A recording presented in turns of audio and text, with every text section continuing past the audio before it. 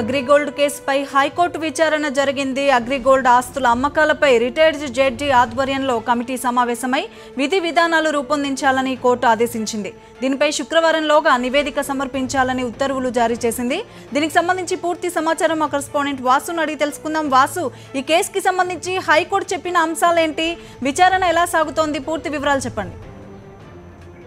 అలాగే దాదాపు అగ్రిగోల్డ్ బాధితులకు సంబంధించి 8 రాష్ట్రాల్లో 30 లక్షల మంది అగ్రిగోల్డ్ బాధితులు, ఇక 7,000 కోట్ల రూపాయల చెల్లింపులకు సంబంధించినట్టు కూడా అగ్రిగోల్డ్ ఆస్తుల అమ్మకానికి గతంలోనే హైకోర్టు నిర్ణయించింది. అయితే ప్రస్తుతం ఈ యొక్క కమిటీని అగ్రిగోల్డ్ ఆస్తుల అమ్మకానికి సంబంధించి ఒక కమిటీని ఏర్పాటు చేసింది. దీనికి సంబంధించి ఒక రిటైర్డ్ జడ్జి సూర్యనారాయణరావుతో పాటు తెలంగాణకు సంబంధించి ఒకరిని, మరొకరు ఏపీకి సంబంధించినటువంటి ఒకరిని కూడా Krishnarao Telangana chief finance officer ఒకరి మెంబర్ గాను, మరొక నరసింహమూర్తి అనేటువంటి ఒక ఆర్థికవేత్త సీనియర్ ఒక బ్యాంక్ చైర్మన్ కూడా నియమిస్తూ కూడా హైకోర్టు ఇప్పటికే ఆదేశాలు ఇచ్చింది. అయితే ఇక ఏదైతే ఢిల్లీకి సంబంధించినటువంటి C1 ఏజెన్సీ ఇప్పటి వరకు ఏదైతే అగ్రిగోల్డ్ ఆస్తుల క్రయ విక్రయాలకు సంబంధించిన వరకు ఎంతవరకు ముందరకు వచ్చిన దానిపైన కూడా మధ్యాహ్నం 2:15 వరకు కూడా ఒక నివేదిక సమర్పించాలని కూడా C1 ఏజెన్సీకి హైకోర్టు ఆదేశాలు జారీ చేసింది. ఇక ఈ అగ్రిగోల్డ్ ఆస్తులకు సంబంధించినటువంటి ఒక కమిటీ ఏదైతే రిటైర్డ్ చీఫ్ జస్టిస్ నేపథ్యంలో ఏర్పాటు చేసినటువంటి 3 సభ్యుల కమిటీ ఏదైతే ఉందో ఈ కమిటీ కూడా శుక్రవారం లోపు కూడా సమావేశాన్ని ఏర్పాటు చేసి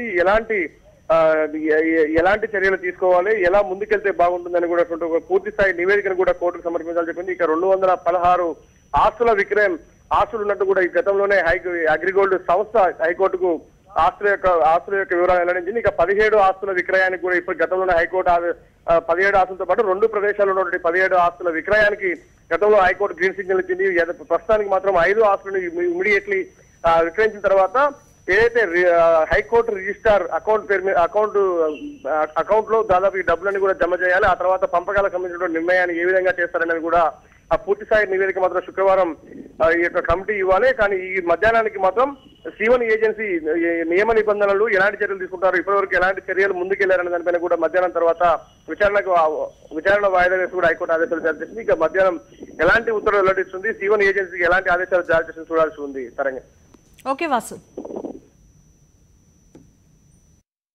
ఆస్తుల అమ్మకానికి సంబంధించి ఢిల్లీకి చెందిన నోయిడా సంబంధించినటువంటి C1 ఏజెన్సీ ఏదైతే ఉందో ఆ C1 ఏజెన్సీకి సంబంధించినటువంటి ఈ ఆస్తుల అమ్మకానికి సంబంధించిన విధి విధానాలన్నింటినీ కూడా ఈరోజు 26వ తేదీ కోర్టుకు సబ్మిట్ చేయమని చెప్పడం జరిగింది కోర్టు.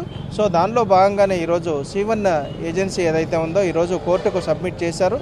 ఈ కేసుకు సంబంధించినటువంటి వివరాలన్నింటినీ కూడా ఎప్పటికప్పుడు కమిటీకి చైర్మన్ ఎవరైతే సూర్యారావు గారు ఉన్నారో వారికి సంబంధించి ఎక్స్పర్ట్స్ ఎవరైతే ఉన్నారో వారందరికీ ఈ సూచనలు తర్వాత ఈ కోర్టులో సబ్మిట్ చేసే ప్రతి విషయాన్ని కూడా ఆ కమిటీకి అందజేయమని చెప్పారు.